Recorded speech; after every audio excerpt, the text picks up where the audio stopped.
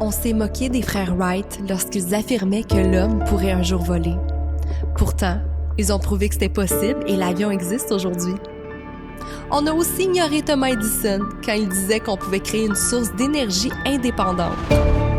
Et pourtant, lui aussi l'a réussi et l'ampoule fait partie intégrante de notre quotidien. Alors si moi je te dis qu'on peut vivre jusqu'à 180 ans en santé, est-ce que tu me croirais? Te voici dans Vivre jusqu'à 180 ans grâce au biohacking avec Ali Braggs, naturopathe et autrice du best-seller C'est toi la boss de ta vie. Ce podcast est destiné aux femmes qui veulent vieillir en santé, perdre du gras et garder une apparence jeune avec des remèdes et techniques naturelles. Chaque épisode révélera les nouvelles technologies ou astuces de biohacking données par moi ou un expert pour enfin obtenir des résultats durables sans bousiller sa santé. Prête à commencer à rajeunir? On y va! Hello tout le monde, ici Ali Braggs, épisode 160 et aujourd'hui on va parler du AI. Comment le AI peut détruire le monde du coaching et de la médecine ou au contraire ça peut nous aider.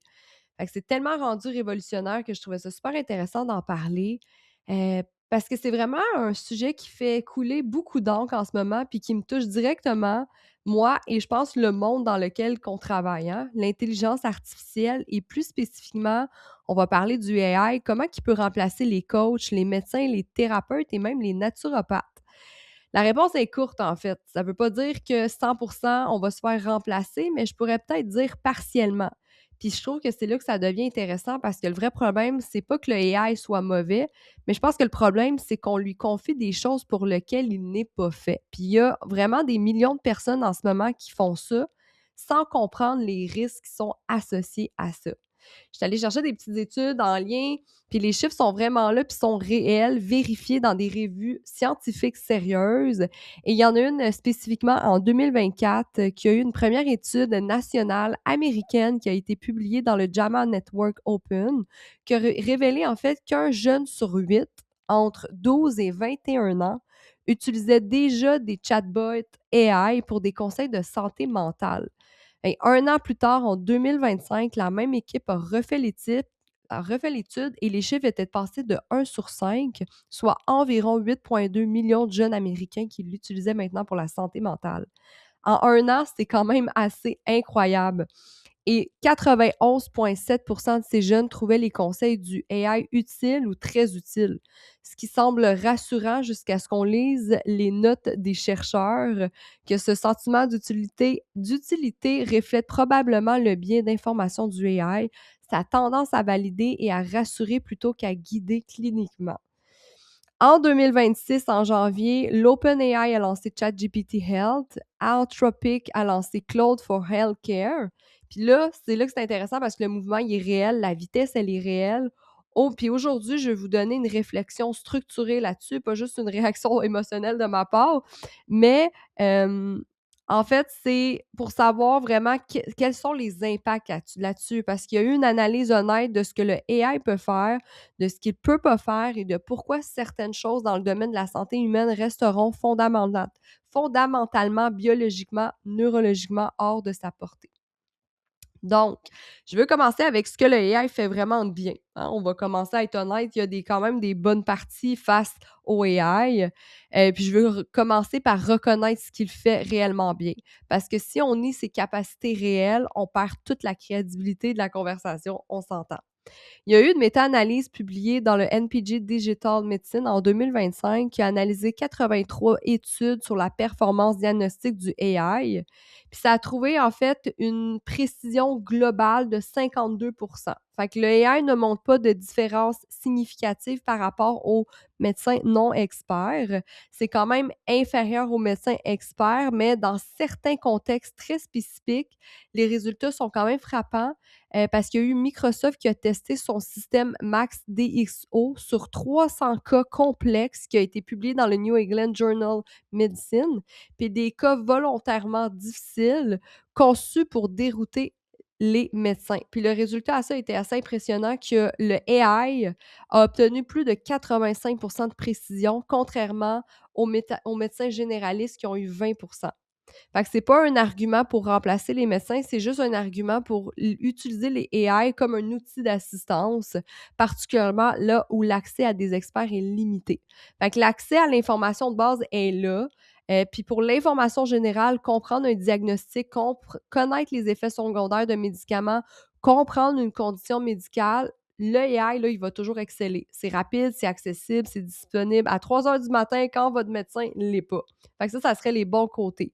Il y a aussi dans des régions sans accès aux soins, c'est une source qui peut être réelle.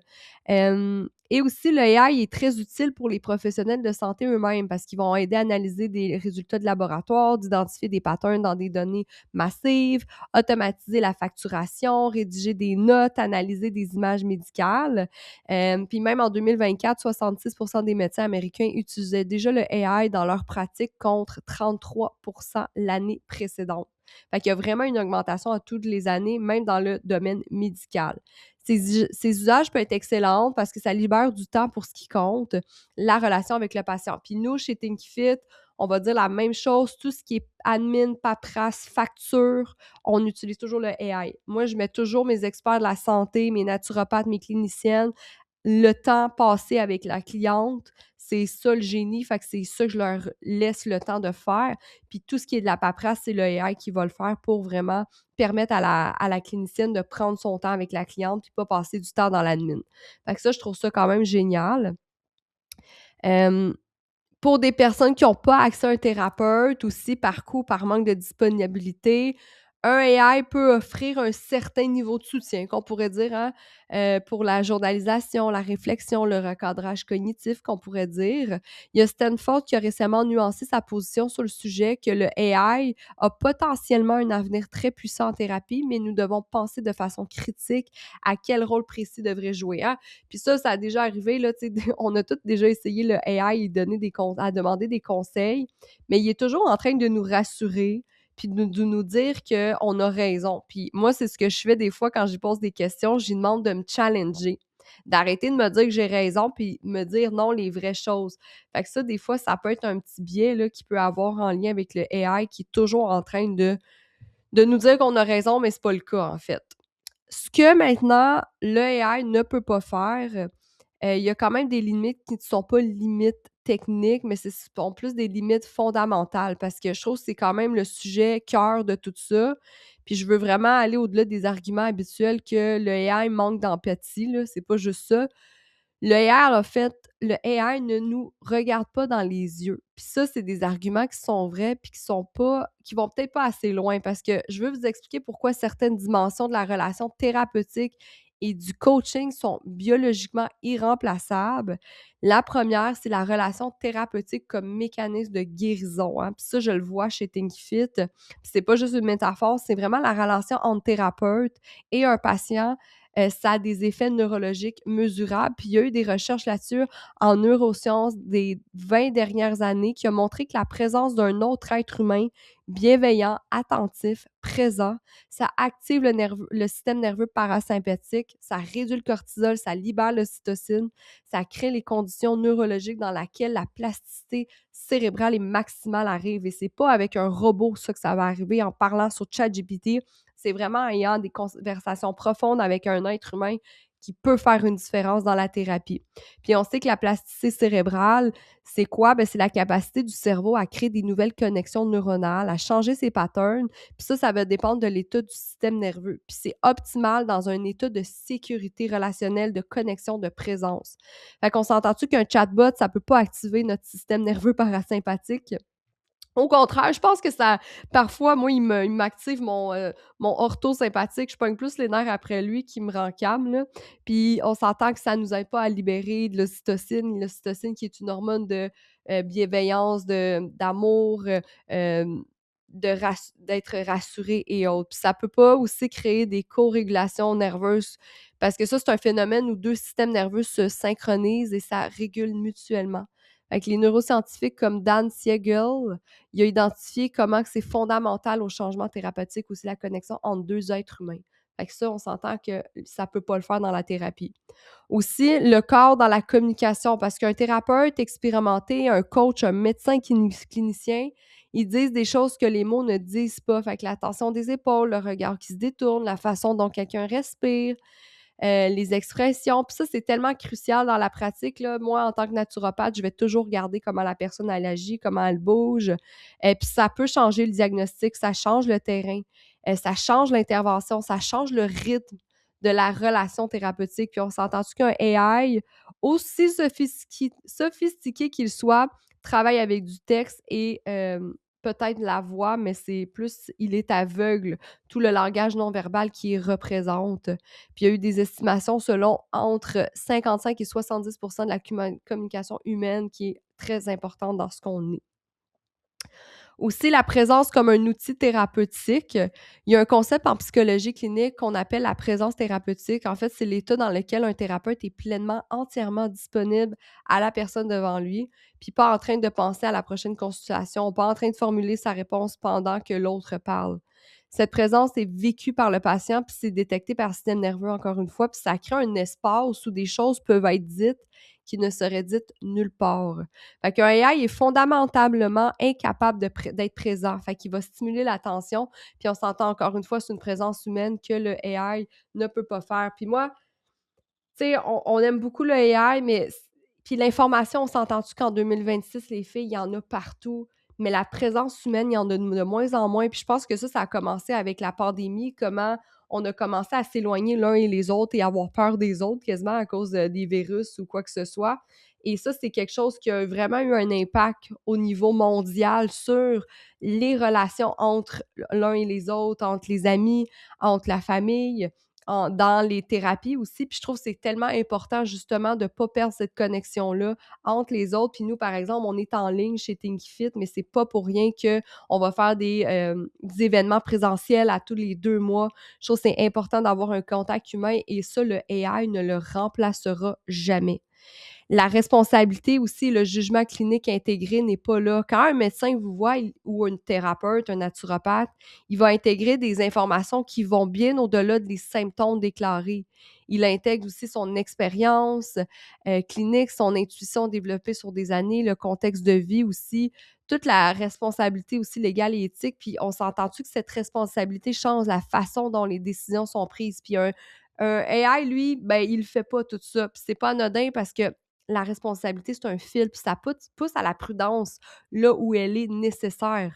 Fait que ça, je trouve que c'est important. Puis je trouve aussi, puis ça, je l'ai vu parce que moi, j'étudie en ce moment en médecine fonctionnelle. Puis le AI, les filles, quand vous posez vos questions, il va tout le temps vous répondre d'une façon de médecine conventionnelle et non fonctionnelle. La médecine conventionnelle, ben, c'est la médecine qu'on vit tous les jours, par exemple au Québec. Comment les médecins nous traitent, comment leur façon de penser. On est beaucoup plus dans le palliatif, dans la survie, par exemple. Contrairement que la médecine fonctionnelle, on est plus dans le préventif et non le curatif. C'est le mot que je cherchais pour le conventionnel, c'est le curatif. Donc, quand vous posez une question, ça va toujours aller vers la médecine fonctionnelle, toujours vers la médecine conventionnelle. Donc, vous le savez, si vous m'écoutez depuis un bout, ben, je pense que la médecine conventionnelle, c'est peut-être pas quelque chose qui vous colle à la peau tous les jours. Donc, faites attention à ça parce que les résultats que le AI vous donne, c'est pas de la médecine fonctionnelle, c'est rarement de la naturopathie. C'est un angle que personne, je trouve, parle et qui touche directement, moi, mon travail. Quand quelqu'un demande au AI pourquoi je suis fatiguée, pourquoi je prends du poids, pourquoi mon cycle est chaotique, bien, le AI, lui, va répondre en se basant sur des données sur lesquelles il a été entraîné. Puis ces données-là sont massivement la littérature médicale conventionnelle. Ce que ça veut dire concrètement, c'est que le AI va vous dire que votre TSH, par exemple, est normal. On en parle assez avec la thyroïde, mais on sait que ça exclut les autres problèmes, que votre ferritine est à 18 et dans la norme, que vos hormones sont équilibrées parce que vos valeurs entrent dans les plages de laboratoire standard. Puis ça, vous allez repartir avec la conviction que vous connaissez votre problème de santé. Ou pire, vous n'avez rien, mais vous le savez qu'en médecine fonctionnelle, l'approche cherche les causes de racines plutôt que le symptôme. Puis ça travaille avec des plages optimales plutôt que des plages pas encore malades. Puis ça interprète les marqueurs d'un autre contexte. Fait que faire attention avec le AI, pour ça, moi, je le vois à l'école parce que des fois, je fais des tests, puis tout ce que j'apprends à l'école, mais le AI me le donne pas, tout ça. Le AI ne sait pas vraiment interpréter un Dutch test non plus. Il ne sait pas voir des profils circadiens de cortisol. Il ne va pas parler de la T3. Puis je trouve que le danger de l'AI, c'est que ça donne des mauvaises informations générales. Puis ça, il faut faire attention parce que c'est ça qui vous donne des informations correctes dans le cadre du paradigme conventionnel, mais ça vous fait croire que ce cadre-là, il est complet puis normal. Puis ça, il faut vraiment faire attention. Il y a aussi l'imprévisibilité humaine. Il y a une étude qui a été publiée dans le Psychiatric Times, puis qui a noté quand même quelque chose de fondamental en lien avec le AI. C'est que le AI peut passer le test du Turing. Faut croire à quelqu'un qui parle à un humain. Faire croire à quelqu'un qui parle à un humain. Mais passer le test du Turing ne signifie pas qu'on est humain. C'est la différence entre stimuler l'humanité et être humain a des conséquences cliniques réelles. L'IA, en fait, il est entraîné, soit-il, à répondre à des patterns. Il est fondamentalement probabiliste. Il prédit la prochaine réponse la plus probable. Fait que la guérison humaine, le changement humain ne sont pas probabilistes. Ils sont souvent imprévisibles, non linéaires, déclenchés par des moments impossibles à programmer. Fait que ça, il faut faire attention. Les vrais dangers aussi en AI, moi, ce que je vois très souvent, c'est que j'appelle ça les hallucinations du AI. Puis ça peut vraiment inquiéter beaucoup de gens. Moi, la première, puis des conséquences médicales. Les grands modèles de langage hallucinent. Puis ça, c'est quoi? C'est que le AI va produire des fausses informations avec les mêmes confiances qu'il produit des informations vraies. Fait que dans un contexte de divertissement ou de rédaction créative, une hallucination est une erreur embarrassante. Donc, dans un contexte médical, une hallucination peut être dangereuse. Fait qu'est-ce qu'il fait, en fait, c'est que c'est quoi l'hallucination? L'hallucination, on va l'avoir du AI. C'est que le AI va te recommander quelque chose d'incorrect, puis il va t'interpréter des fausses études, puis des fausses choses, des faux symptômes. Puis ça peut vraiment induire une erreur envers un thérapeute puis envers une personne. Fait que ça, il faut faire vraiment attention. Moi, par exemple, si je vais utiliser le AI pour mes recherches scientifiques, je vais toujours demander l'étude et le lien pour que j'aille lire l'étude justement sur PubMed ou d'autres revues scientifiques. Fait que ça, c'est vraiment important de savoir tout ça parce que les gens ne s'en rendent pas compte aussi. Qu'est-ce qu'il faut faire attention aussi qu'on pourrait dire? C'est les biais des données d'entraînement, par exemple, parce que le modèle AI sont entraînés sur des données existantes et les données médicales existantes, des fois, sont biaisées historiquement, massivement et autres. Fait que les recherches médicales, ont longtemps exclu les femmes des études, par exemple. Les maladies cardiaques chez les femmes ont des symptômes différents de ceux des autres, fait que des hommes. Fait que des fois, il y a vraiment des biais qu'il faut faire attention en lien avec tout ce qui est médical là-dedans. Ce que l'AI changera vraiment, ben la transformation qui est déjà encore en cours, en fait, c'est que l'AI va transformer le domaine de la santé, puis on le voit. Puis pas en remplaçant les humains, mais en changeant radicalement les humains, ce qu'ils font. Il va éliminer les tâches à faible valeur ajoutée. Puis moi, selon moi, c'est vraiment ça la meilleure valeur du AI. Je le vis dans mon entreprise. Tout ce qui est les prises de notes, la facturation, la documentation administrative, c'est des tâches qui seront massivement automatisées. Puis nous, on le fait dans notre entreprise. Puis c'est incroyable comment maintenant mes thérapeutes, mes cliniciennes peuvent prendre le temps à être avec les clients. Puis ça, je suis vraiment contente parce qu'il y a moins de paperasse, moins de perte de temps là-dessus. Puis je pense que ça peut vraiment aider aussi dans les systèmes de santé surchargés, justement, que le AI peut aider à trier, à identifier les cas urgents, à filtrer les consultations, à permettre aux professionnels, justement, de se concentrer leur attention sur ce qu'ils ont plus de besoin puis dans leur génie. Fait que pour moi, ça, je trouve que c'est une des meilleures choses qu'on peut faire avec le AI. Par contre, comme je l'ai dit, on fait attention parce que le AI il est biaisé, il invente des informations, il va pas venir chercher le côté humain.